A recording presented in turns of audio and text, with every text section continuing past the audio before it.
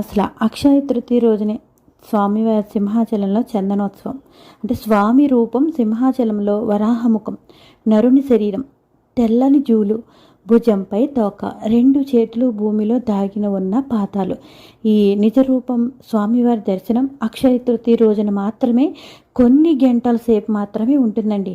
ఈ ఆ సమయంలో లక్షల మంది భక్తులు స్వామివారిని దర్శించుకుంటారు, అర్చనాదులు పూర్తి చేసుకుంటారు. తిరిగి చందన లేపనం చెయ్యడం, శివలింగాకారుడిగా దర్శనం ఇవ్వడం అద్వైతం దర్శనానికి ప్రతీక కూడా.